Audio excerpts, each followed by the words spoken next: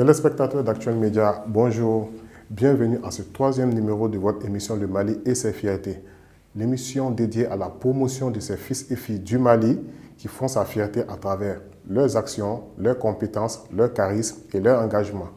Aujourd'hui, nous nous intéressons à une dame de grand cœur au service de sa communauté.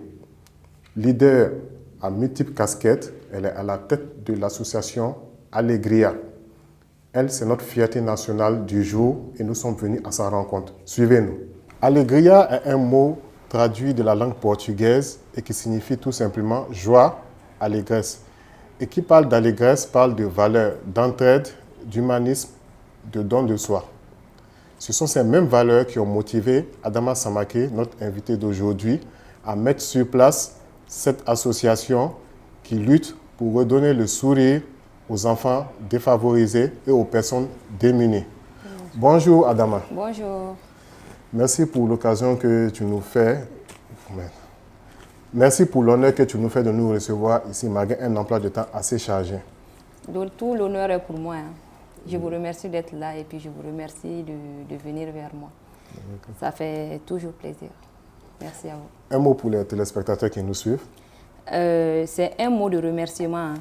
Je vous remercie pour tous vos mots d'encouragement et pour tout ce que vous faites pour l'association. Merci. Revenons à la dénomination de l'association que tu diriges, Alegria. Oui. Pourquoi avoir choisi ce nom? Alegria, c'est un mot qui englobe plein de mots qui signifient la gloire, la joie, le bonheur en un mot.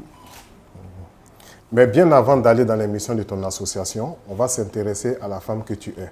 Adama Samaké, c'est qui en gros? Adama Samaké, c'est une dame au grand cœur, comme tout le monde le dit. Je suis mère de famille et je suis jumelle.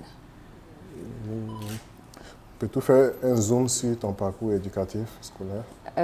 J'ai une licence en communication, un DUT en déclarant transitaire en douane. Ça va vous surprendre vu que l'étude que j'ai faite, je ne suis pas allée vers ce chemin professionnel. Professionnellement. Oui. Mais n'empêche, après tes études, tu as entamé un excellent début de carrière professionnelle. Bien Et sûr. ensuite, tu décides de te diriger vers l'entrepreneuriat, plus précisément l'événementiel. Oui. Qu'est-ce qui a motivé cela? Au début, j'étais hôtesse d'événementiel. Donc, l'événementiel m'a séduit carrément. J'ai été aussi assistante événementielle. Donc, c'est ce qui m'a motivée à ouvrir mon agence événementielle, que j'ai nommée également Alegria Event. Peux-tu nous décrire un peu Alegria Event? Alegria Event est une agence événementielle, prestation de services. Donc, on a nos événements qu'on crée annuellement, on organise nos événements. En outre aussi, nous avons pas mal de marchés et à gauche et à droite que nous exécutons aussi. Mais est-ce que tu peux nous citer quelques événements assez mémorables? Oui, nous avons l'événement Festipétit, un festival annuel dédié aux enfants que nous organisons chaque année. Il y a le dîner gala de bienfaisance aussi que nous organisons. Il y a le match de réinsertion de foot des enfants talibés que nous organisons aussi. Et puis il y a un événement aussi qu'on appelle Gala d'Or, une émission de télé que nous organisons aussi à travers Alegria Event. De l'événementiel, tu te retrouves à l'humanitaire. Donc, comment est-ce que ça fait cette transition? C'est un esprit qui a toujours été en moi. Donc, j'ai toujours été social, les gens qui me connaissent. Et puis, l'humanitaire est en moi. C'est ce que ça a toujours été en moi, quoi. Oui, oui. Voilà. Donc, j'ai aidé de gauche à droite. J'ai créé l'association à l'idée d'ajouter des gens comme moi pour qu'on puisse aider plus de gens défavorisés.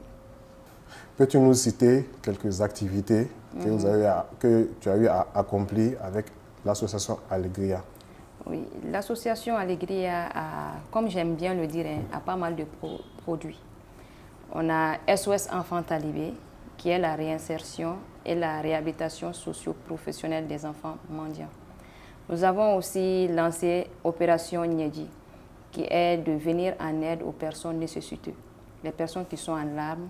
Nyedi, les larmes et puis essuyer les larmes de ceux qui sont en pleurs. C'est ces 2 produits que nous avons. Et puis nous avons aussi ces 3 produits. Nous avons aussi le match de réinsertion des enfants mendiants. Les enfants mendiants ont un rêve, vous voyez.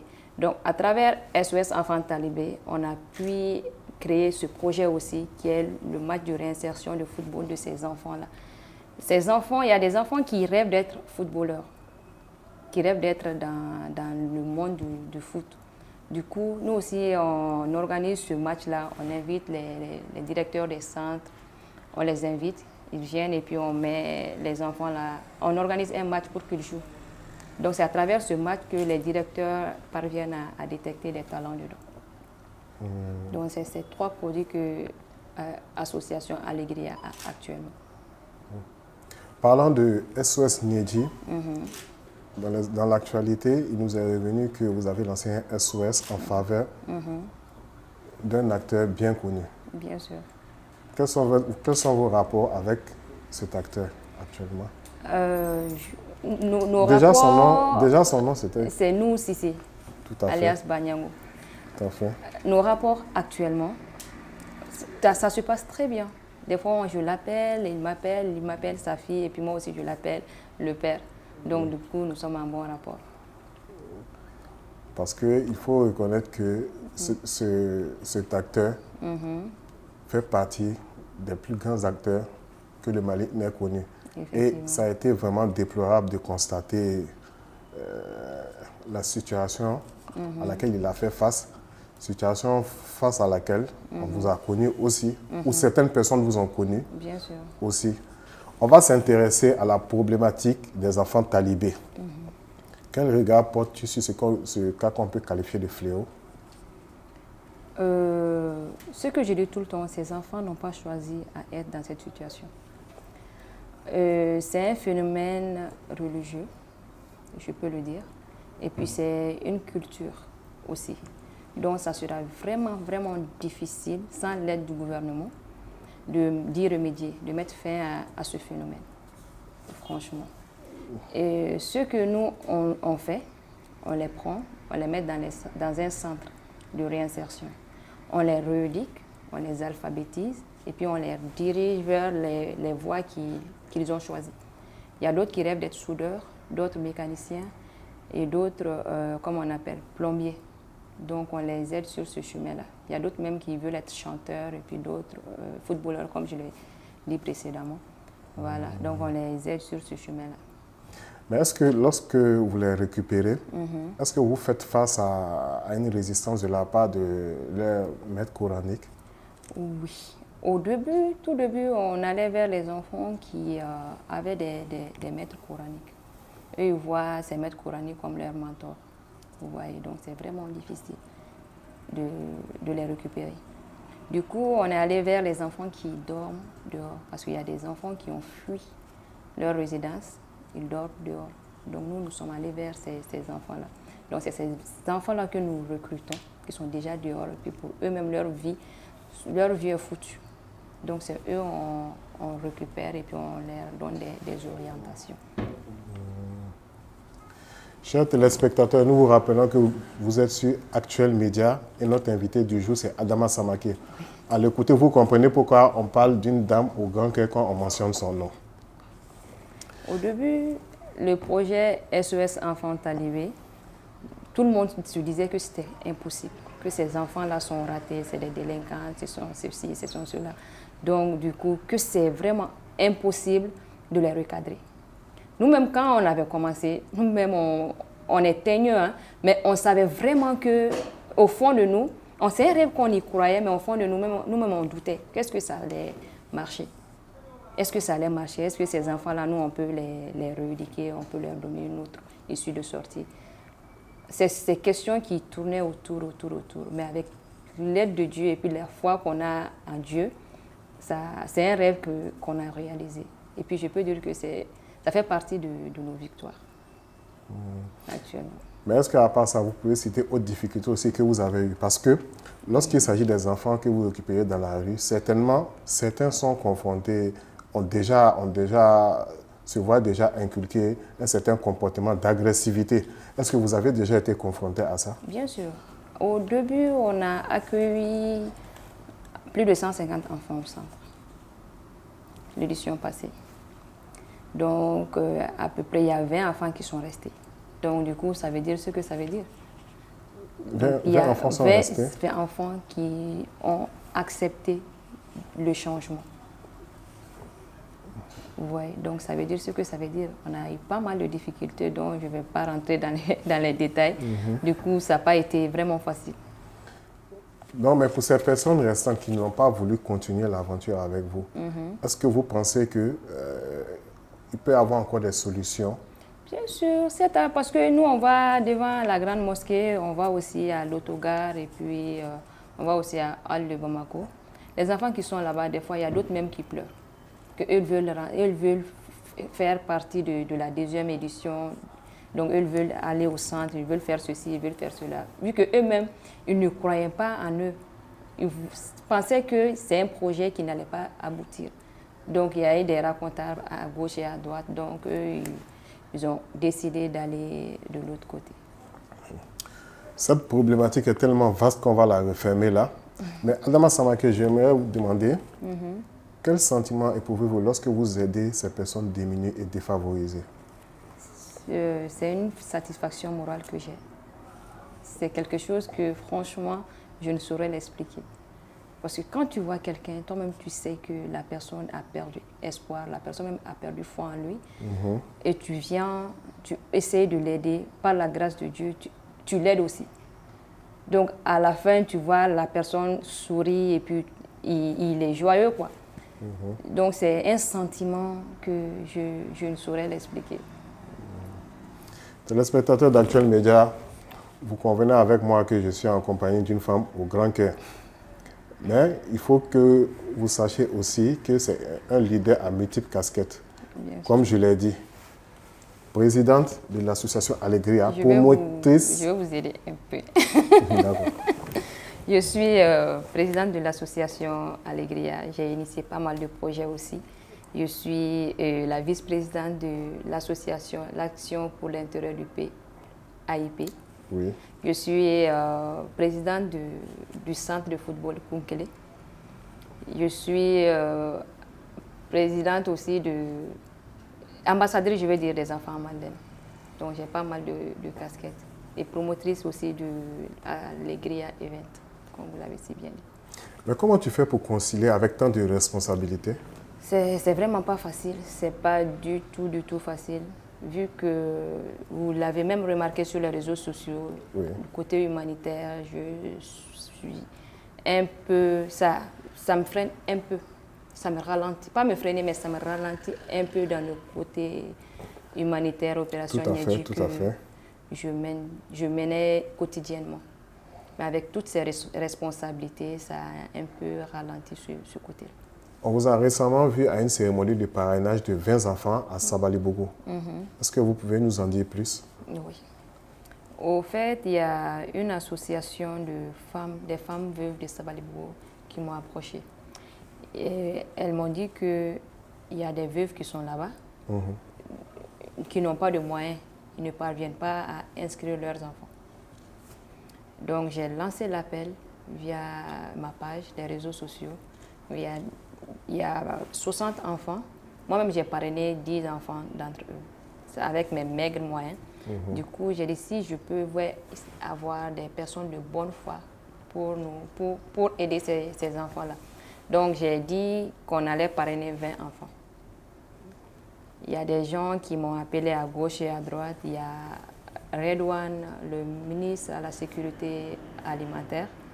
Lui, il a parrainé les 20 enfants. Donc, comme je suis très ambitieuse, je ne me contente pas du peu. Si je peux faire plus, pourquoi pas? Donc, j'en ai parlé au ministre de la Réconciliation, le colonel-major Ismaël Ouagui. Lui, il a parrainé 10 enfants. Et puis, il y a le patron aussi du jus extra, M. Habib Kountam. Lui, il a parrainé également 20 enfants. Donc, du coup, on a pu parrainer les 60 enfants qui n'ont pas pu aller à l'école.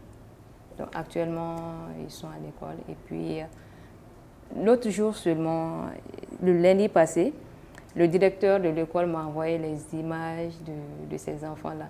C'est tellement émotif. Si je me dis, hein, si je n'avais pas fait quelque chose quand même, j'allais m'en vouloir à vie, quoi. Parce que nous sommes là, nos enfants, on paye des fortunes quand même pour nos enfants. Hein. Et puis il y a des enfants qui n'ont pas cette chance-là. Tout à fait. Qui n'ont même pas, leurs parents n'ont même pas de quoi payer un cahier pour eux. Donc c'est la vie, quoi. Oui. C'est le fait de Dieu. Donc tout le monde n'a pas la même chance. C'est vrai qu'on constate que dans les réseaux sociaux, vous avez l'habitude de lancer des SOS. Mais est-ce qu'il est arrivé certains cas où vous n'avez pas eu gain de cause? Je veux dire, par exemple, où la personne n'a pas pu être guérie. Est-ce qu'il y a eu des cas comme ça? Dans le cadre de la maladie, non. Par la grâce de Dieu, on n'a pas eu des cas comme ça. Mais par contre, il y avait un monsieur qui habitait la colline. Donc on a eu des faux bons, je peux dire. Il y a des gens qui ont promis de nous aider, de donner une maison au monsieur, de prendre en charge le monsieur, mais ils ne l'ont pas fait. Ça nous a un peu déçus, mais on s'est dit peut-être c'est sa chance aussi. Oui. As-tu un message ou un hommage de remerciement à adresser à quelqu'un ici? Je lance un vif remerciement à mon parrain, au parrain de l'association, qui est M. Redouane Ag Mohamed Ali, ministre de la Sécurité alimentaire, et son Excellence M. Assimi Goïta, le président de la transition, qui a promis de nous aider aussi. Et je remercie tous ceux qui ont cru en nous, qui nous ont fait confiance et qui nous aident et puis qui nous encouragent tout le temps. Grand merci à vous tous. Maintenant, quel mot fort ou message aimerais-tu adresser à toutes ces personnes qui veulent s'investir dans l'humanitaire comme vous le faites?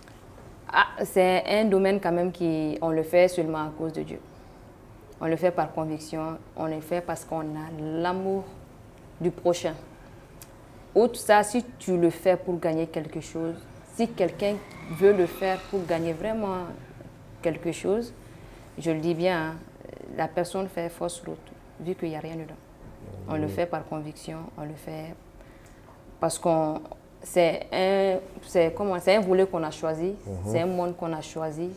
Vous voyez, c'est une mission de vie qu'on s'est donnée. Ce n'est pas lucratif. Donc ceux qui le font, ceux qui sont convaincus, qui veulent vraiment aider, peuvent le faire. Mais faire quelque chose d'autre aussi en parallèle. Vu que nous aussi, nous avons des activités en parallèle. Mais si la personne veut se focaliser seulement sur l'humanitaire, ce n'est pas lucratif quand même. Donc c'est un véritable don de soi en espérant la récompense divine, on va dire. En tout cas. D'accord. Donc, votre mot de la fin? Ce n'est que des mots de remerciement à tout le monde. Merci à tous. Merci à vous aussi. Téléspectateurs d'Actuel Média, ça a été un énorme plaisir de vous offrir en exclusivité cette interview avec cette fierté nationale qu'est Adama Samaké. On vous donne rendez-vous pour un prochain numéro de l'émission Le Mali et ses fiertés. Merci beaucoup Ada et plein succès à vous. Merci. Merci chers téléspectateurs. On vous donne rendez-vous pour un prochain numéro de l'émission Le Mali et ses fiertés sur ce excellent suite de programme sur Actuel Média.